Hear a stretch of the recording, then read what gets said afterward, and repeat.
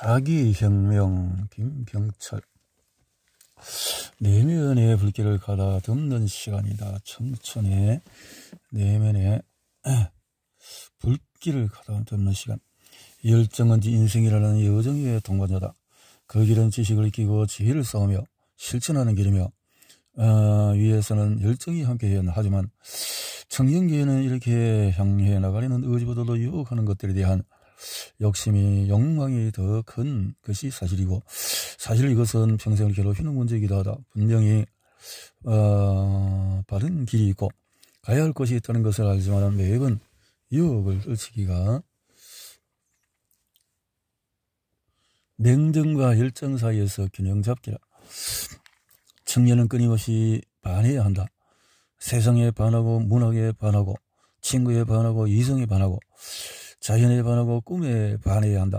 그렇게 반함을 혹은 뜨거움을 충분히 발산하고 만끽함으로써 나를 억압하는 교제나 금기로부터 오는 곤혹스러움을 해소할 수 있는 것이다. 사람은 이성뿐 아니라 사물에 대해서도 반하는 감정을 느끼는데, 이런 감정은 사실 영원하지 않고 바로 실증으로 이어진다. 반한다는 것은 근본적으로 실증을 예비하기 때문이다. 사람에 대해서도 마찬가지다. 첫눈에 반한 감정과 수년을 이어온 우정이나 사랑의 반응은 다를 수밖에 없다. 깊은 우정과 사랑은 오랜 시간이 필요하고 그런 만큼 쉽게 변하지도 않는다. 미야자키 하야오의 스튜디오 지브리에서 만든 애니메이션 바다가 들린다를 보면, 전학온 여학생에게 첫눈에 반한 남학생과 그 남학생에게 첫눈에 반해서 깊은 우정을 맺어온 친구가 등장한다. 그리고 영화의 마지막에는 그 전학온 여학생과 남학생의 친구가 맺어진다. 얼핏 보면 비극적이고 상투적인 이야기로 철학을 통해 사유의 경계를 넓혀라. 수평적으로 청중의 눈을 주고 보내고 그것은 오히려 위로와 특히 가능성이 충만한 어린 아이들의 눈을 마주하는 노동이 아니라 휴식이다. 첫 번째로 무엇이든지 강연 중에서 가끔 상상을 한다. 자신을 감동시켜야 진정한 노력이다. 간절한 것을 쉽게 가지려 하지 마라. 갈망이 크고 간절한 것일수록 어렵게 얻어야 한다. 간절한 것 얻고자 기다리고 인내하는 과정에서 내가 성숙한다.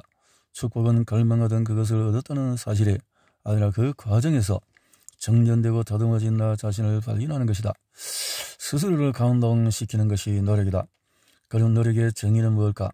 조정래 선생님에 따르면 어떤 일을 할 때 스스로 감동할 수 있는 단계에 이르렀을 때 비로소 노력이라고 할 수 있다. 노 작가의 삶을 대하는 진정성의 경의를 포하지 않을 수 없다. 실제 조정래 선생님은 10년이 넘는 시간 동안에 태백산맥을 썼다. 자신의 잠재력을 찾는 법은 누구나 1만 시간을 노력한다고 전문가가 되는 것은 아니다. 반대로 아무리 뛰어난 지능을 갖고 있다 해도 노력이 따르지 않는다면 그 역시 전문가가 될 수 없다. 노력과 재능의 문제에서 핵심은 스스로가 재능을 파악하는 것이다.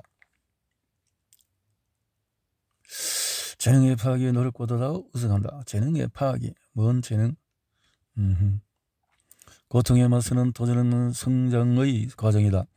목표를 가지고 노력하며 살아가는 것에 변수가 많다. The world 살아가건 in the world라고 살아가건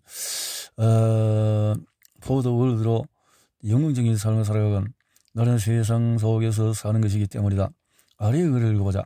하늘이 어떤 이에게 장착한 일을 맡기려 할 때는 반드시 먼저 그 마음을 수고롭게 하고 그 근육과 뼈를 지치게 하며 육체를 굶주리게 하고 생활을 공공하게 해서 행하는 일이 뜻대로 되지 않도록 가로막는데, 이것은 그의 마음을 움직여 그 성질을 단련시키며, 그럼에도 우리는 가끔 이것이 인간의 특징을 규정하는 속성이라는 사실을 잊는다. 맹자는 이에 대해서 신발을 발에 꼭 맞춰 만들지는 못할지라도 그것이 삼태기가 아니라는 것을 알 수 있듯이 사람이 갖고 있는 불굴의 의지, 고난을 극복하고 나아가려는 에너지도 크기만 다를 뿐 누구나 갖고 있는 사람의 특징이라고 설명한다.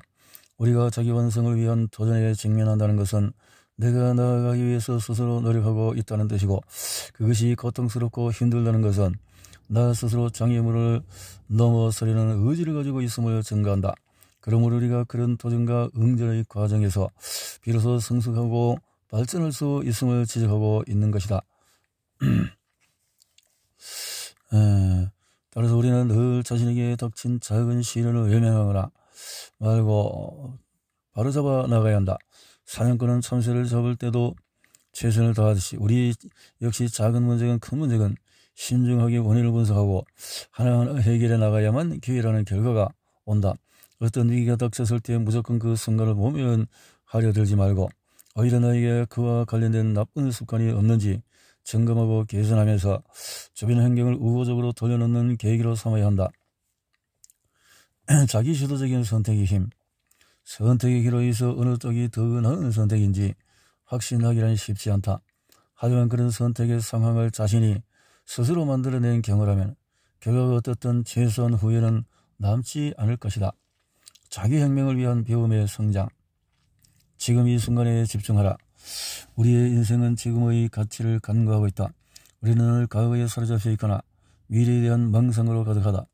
지금이라는 것은 찰나이며 섬광처럼 사라지는 존재다. 하지만 사라진 섬 다음에는 새로운 섬광이 등장한다. 그래서 우리는 언제나 지금 이 순간을 살고 있는 것이다. 가장 극적인 인생은 바로 우리 자신이다. 인생은 서서시라고도 하고 한편의 연극이라고도 한다. 하지만 이 연극에는 기계장치의 신이 없다. 우리의 삶은 그 자체가 구절 양장의 곡절이 있는 대하소설이며 삶을 살아오는 방식은 각자 다양한 모습을 하고 있다. 세속적인 측면에서 보면 극적인 인생과 평범한 인생, 자기 색깔로 도전하기. 버드런들러셀은 사람을 세 부류의 인간으로 구분했다. 그러나 청년의 도전은 세 부류의 인간형에 포함되지 않는 네 번째 부류, 자신만의 색깔을 가진 도전이어야 한다. 목표 자체를 지워버리지 않고 자신의 모습을 위장하지 않으며 가대망상하지도 않는 도전이 바로 그것이다. 낯선 것을 통해 본질을 통찰하라. 우리는 약속한 것들에 대해서는 생각하지 않는다. 새로운 환경, 낯선 것들과 만났을 때 비로소 우리 머릿속에서 새로운 생각들이 일어난다. 그러므로 나의 발전을 위해서는 의식적으로 새로운 환경에 도전해 새로운 생각을 이끌어내고 그것을 통해서 새로운 습관을 만드는 것이 중요하다. 관성을 깨려면 나쁜 습관부터 버려라. 그러기 위해서 중요한 것은 좋은 습관을 만들려는 노력보다 나쁜 습관을 버리는 의지와 노력이다. 우리는 먼 길을 가는 여행자다. 근데 그 긴 여정을 떠나면서 모래주머니를 주렁주렁 달고 갈 수는 없는 일이다. 잘 돌아보면 우리 어깨에는 나쁜 습관이라는 모래주머니가 주렁주렁 달려있다. 당연히 걸음은 무겁고 몸은 지친다. 이때 아무리 좋은 습관이라는 물을 마셔도 걸음은 점점 무거워질 것이다. 습관부터 나쁜 것부터 버리라. 의식적으로 새로운 환경에 도전하라. 이렇게 새로운 성공에 대한 생각들이 사유되고 그것이 저절로 나의 행동이 교정되고 내면화되는 과정이 바로 이렇게 습관화, 긍정적인 애티튜드의 형성이다. 자세, 성장, 긍정적인 마인드, 자기 발전을 토대로 만들어라. 성공이 오로지 타인과의 경쟁 속에서만 획득된다면 인생은 불행할 수밖에 없다. 자기 자신의 발전을 만들어봐라.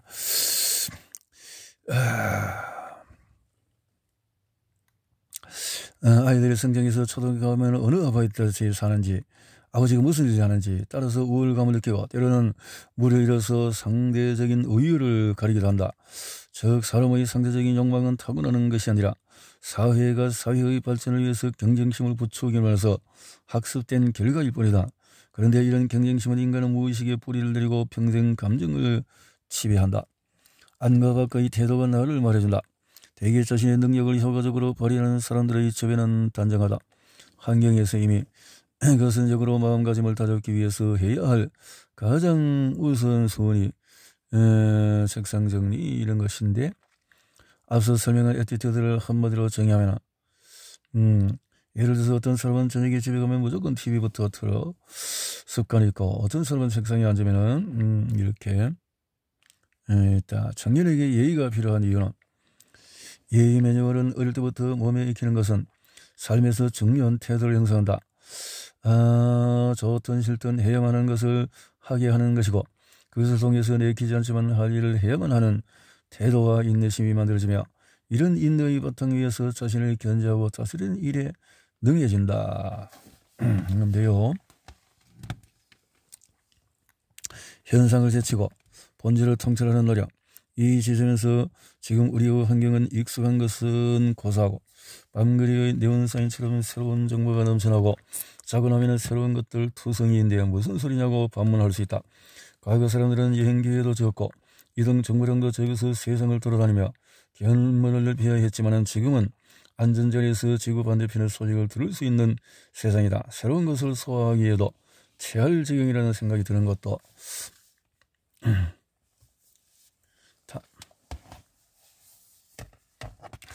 침묵은 가장 능동적인 대화다. 침묵은 충동에, 감정에, 유혹에 흔들리는 나를 관찰하고 경고할 수 있는 유일한 존재다.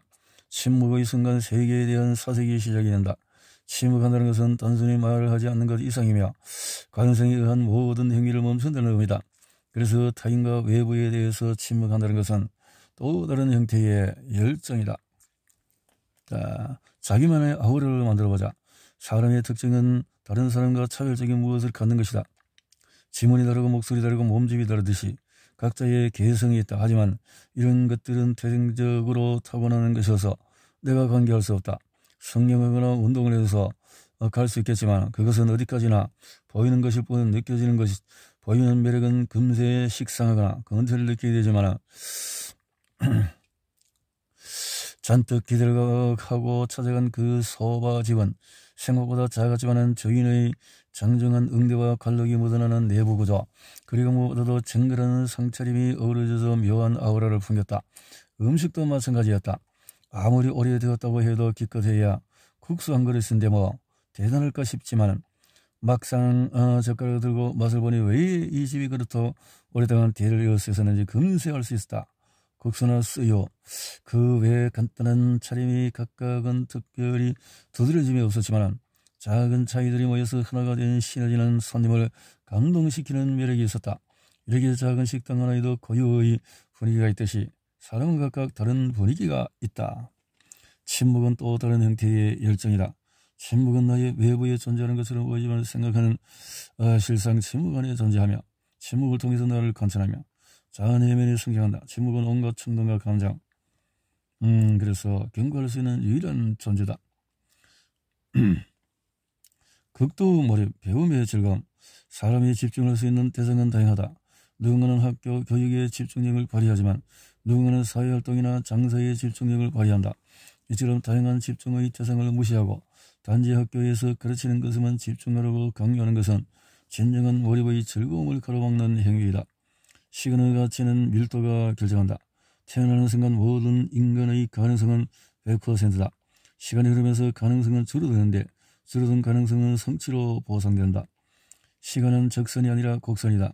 우리의 직선적인 시간과는 물리적인 시간은 속도에 따라 달라진다는 아인슈타인의 상대성 원리에 의해서 이미 부정된 바 있다. 물론 최근 들어 운동이 빛의 속도를 넘어설 수 없다는 점이 증명되기는 했지만, 그래도 만약 빛의 속도로 나는 우주선이 존재한다면 그 안에서 시간은 정제될 것이다. 그렇다면 우리가 말하는 시간은 대체 무엇일까? 시계의 시간이라 불리는 절대적인 시간은 모두에 똑같이 적용될까? 아니면 다르게 적용될 수도 있을까? 교육에 대한 데카르트의 통찰. 철학자 데카르트는 그래서 학교 교육을 통해서 익힌 지식과 가르침이 언제나 옳은 것이라고 생각하고 살아있는 경험에서 데카르트. 나는 원본인가 이미지인가? 원본인가? 창의성에 바르는 흉내내기가 아니다. 원본. 미켈란젤로, 전지창조를, 레오나르도 다빈치의 모나리자 같은 미술들은 미술에 문의한 당신에게 누군가 말한다면 당신은 분명히 그가 당신을 조롱한다고 할 것이다. 아무리 미술에 문의하니도 모나리자, 천지창조 정도는 이미 수십 번도 봤을 테고 그 작품의 위대성 역시 익히 알고 있을 테니 말이다. 그런데 여기서 몇 가지 문제가 발생한다. 첫째, 우리가 진짜 모나리자를 본 적이 있느냐는 것이다. 진짜 봤나? 하는 건데요. 천지창조를 지켜보고 사자. 천지창조 혼란. 박경철 의사. 시골 의사인데요.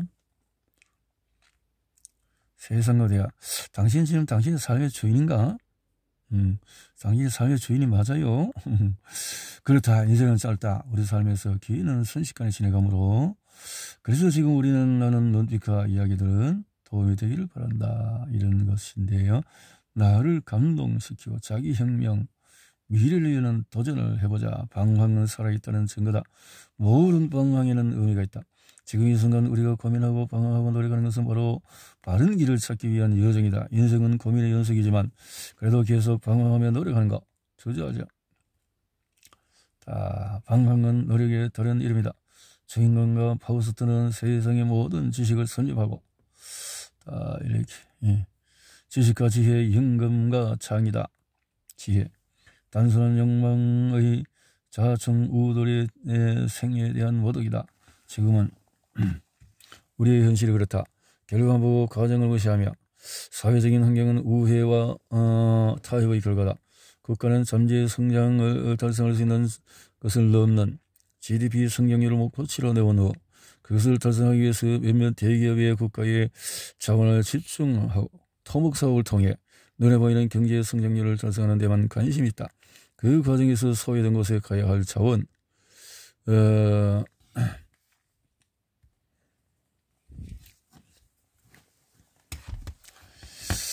학과수업이 병행되어야 진짜 공부다. 공부는 배우는 것과 익히는 것 두 개의 바퀴로 되어 있는데 우리는 배운 것만이 공부라고 여긴다. 배움으로 끝나는 것이 아니라 생각하고 실천하고 그것을 현실대로 담아낼 때 비로소 공부가 완성된다. 게으름을 피우면 뱃속이 텅 비게 된다. 배움의 질환 태어났을 때 누구나 현명함과 어리석음 같지만 배우지 못했기 때문에 그 들어가는 문이 달라지는 것이다. 두 집안에서 아들을 낳았다 해보자. 둘 다 어린 시절엔 별 차이가 없고 조금 자라서 같이 모여서 놀 때는 무리지어 헤엄치는 물고기와 다름이 없다. 그러나 고민은 더 나은 선택을 위한 의뢰다. 지식을 쌓기 위해서는 공부를 열심히 하면 되지만 지혜를 누리기 위해서는 앞서 말한 대로 이질적인 것들을 만나야 한다. 이렇게 운영함으로써 지식은 사물을 대상으로 하지만 지혜는 삶 자체를 대상으로 한다. 또 지식은 나에게 할당된 분야의 기술을 내 것으로 삼는 것이지만 지혜는 내가 주체적으로 외부와 맞춰서 키워나가는 것이다. 사람은 이 두 가지가 함께함으로써 발전한다. 지식만 가진 사람은 하드 디스크에 불과하다. 그가 생산하는 것은 구태의연하고 창조적이지 않다. 같은 기술을 배워도 어디에 써먹을지 모르기에 그저 남의 도구로 쓰이게 된다. 지혜는 바로 그런 어둠을 밝힐 등불인 셈이다. 진실을 무력화시키는 기치의 비겁상. 하면 기치는 이 둘에 비해서 조금 비겁하다. 기치는 19세기 라파엘 전파의 그림처럼 깨달음이 있어야 진짜 공부다. 공자는 하기불사 증망 주인 들어놓았다. 돌아보면 공부가 늘 그랬다. 그가 대학 시절의 점수에 연연해서 외운 지식들은 모두 허공으로 흩어졌다. 결국 의사로서 진정한 내 실력으로 이어진 공부는 모두 현장에서 환자를 진료하고 고민하는 과정에서 이루어졌다. 의과대학에서 학점을 따고 좋은 점수를 받기 위해 외우게 극구했던 공부는 남들에게 평가를 받기 위한 도구에 불과한 것이다. 그렇군요. 깨달음이 있어야 진짜 공부다. 체험을 하면서 이렇게 있어야 된다는 거죠. 성장하면서 책을 통해 저자의 진짜 생각과 만난다. 독서의 소리가 제일 먼저 만나는 난관은 대하는 자세다. 텍스트를 대하는 자세다.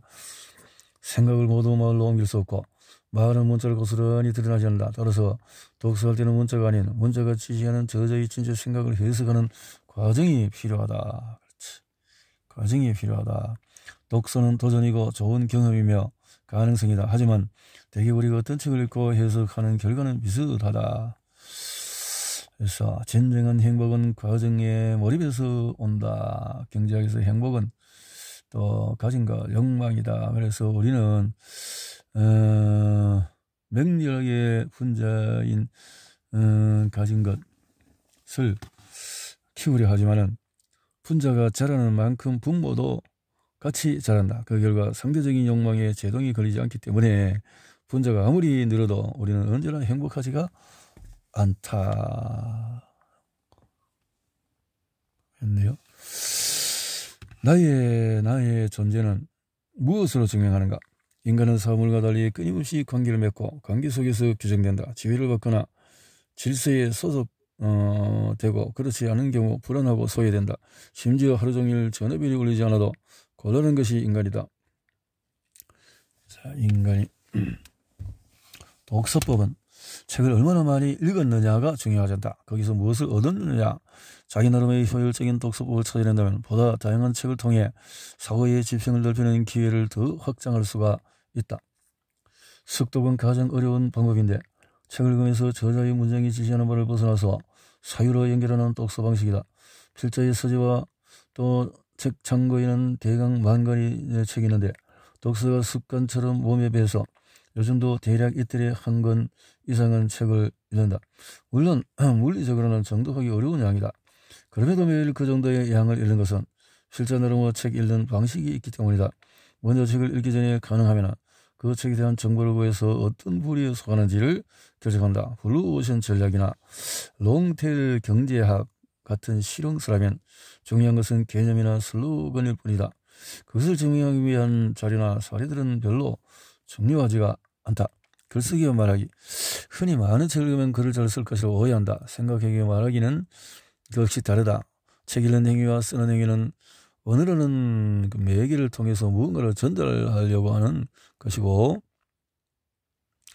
해석과 창작은 엄연히 다른 것이다. 나의 가치관은 무엇인가? 나의 가치관은 뭔가?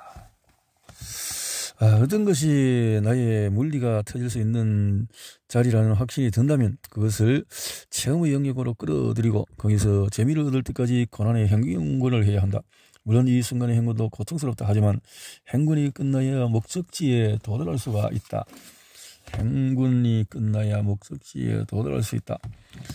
미래를 여는 변화와 도전은 가치를 느끼는 기준은 사람마다 다르다. 가치관의 사전적임을 보자. 생활의 여러 국면 과정에서 판단, 가치, 일관, 근거, 신념, 인간관, 역사관 또 이런 것들에 대한 기준이 사람마다 다르다. 가치 부재는 머리 위에 집을 짓는 것 같다. 가치 부재는 오늘 사회적 성공과 부와 명예를 이룬 많은 사람이 있는데 그래서 청문회에서 완전히 일거에 무너지는 것은 바로 그들의 삶이란 것이 가치 부재의 바탕 위에 세워졌기 때문이다. 부록을 넘어 이제 50으로 보는 나이는 필자 역시 참 젊을 때 성공하신 분인데요. 참 깨달음의 책을 통해서 이 지식이 다 나왔다는 거죠. 발산하지 말고 응축하라. 청년기에 필요한 것은 발산이 아니라 응축이다. 즉 인생에서 20살은 몸을 만드는 과정이요. 심폐기능을 키우고 근력, 소리 지르는 폭군 같은 질주, 초조하게 출발을 서두를 필요가 없다. 레이스와 같다. 그래서 언어는 그 사람을 말해주는 지표다. 말에 신중함은 무엇보다 중요하다. 말을 많이 하면 그만큼 노출되는 것도 많아지기 때문이다. 타인의 말에 귀를 기울이고 말을 시작하는 타이밍을 한 템포 늦추도록 하자. 한 번 늦춤으로써 신중함으로 실수를 피할 수가 있다. 실수를 피할 수가 있다. 그런데 운명론적인 사고가 지배하는 사회의 위험 속입니다. 운명론적인 것이 인문학적 상상력으로 통섭하라. 인문학적 실험실에서 성장해온 과학자의 직선적인 사고는 점차 한계에 부딪히고 이제는 검증 못지않게 상상력이 필요한 과학 발효의 시대가 시작했다. 결국 과학에도 상상력이 더해져야 하고 이미 발달해버린 1, 2, 3차 산업에도 무엇인가를 대체할 4차 산업의 지적도가 그려져야만 하는 상황이 도래한 것이다. 건강한 사회를 위한 시민의식은 시민은 계층 간의 균형을 이루고 사회에 속한 개인들이 사회 속에서 기여할 수 있도록 건강한 감시자의 역할을 하는 사람들이다. 즉 시민에게는 사회의 건강성을 유지할 책임과 의무가 있는 것이다. 그리고 이 역할은 이미 시스템에 길들여진 기성세대의 몫이 아닌 청년의 몫이다. SNS 일풍.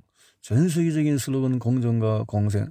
사회는 일시적으로 선악에 대한 분별을 잃는 경우가 많지만 장기적으로는 항상성을 기반으로 선한 영향력의 편을 들게 되어 있다.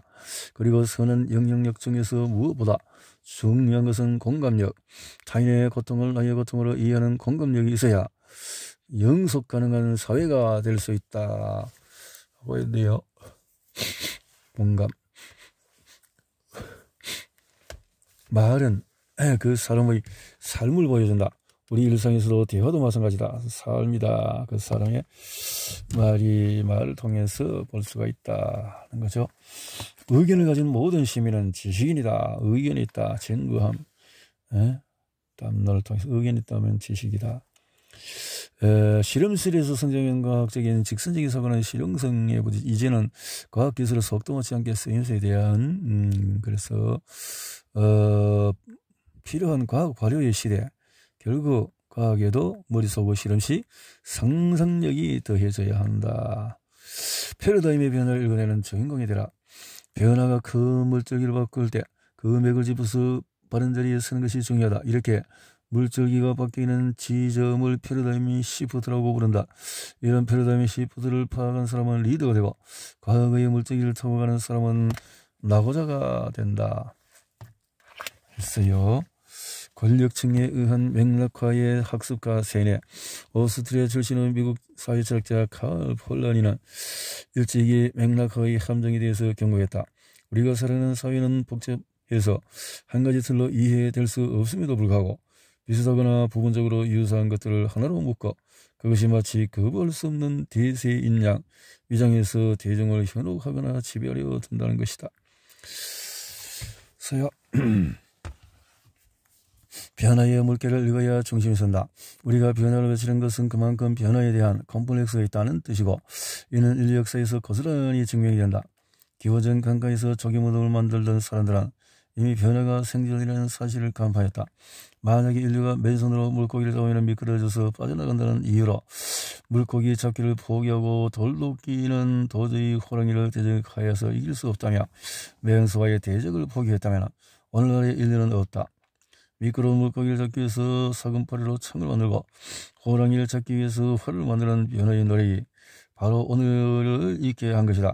이렇게 상황의 한계를 느낄 때마다 변해야 한다는 것이 DNA 속에 새겨져 있고 그것이 집단 무의식으로 전인성되어서 이렇게 패러다임 시프트라고 부른다. 이런 지점에서는 그것을 파악하고 새로운 물결의 중심에 서는 사람은 리더가 되고 과거의 물줄기를 타고 사라져가는 사람은 낙오자가 된다. 청년은 이런 패러다임의 변화를 읽고 주인공이 되어야 한다. 변화는 스스로 찾는 사람에게만 보이는 무지개와 같다. 문제는 그 안목을 기르는 노력이다. 변화의 본질을 이해하기 위해서 중요한 것은 스스로를 변화하는 것이다. 자, 예. 프레임, 나를 거두는 감옥이다. 프레임이라는 것은 비판을 두려워하면 아무것도 못한다. 새 시대의 패러다임 이해하기. 과거 시대의 키워드가 기계였다면 새로운 시대의 키워드는 사람이다. 사람이 부가가치를 창조하는 시대가 된 것이다.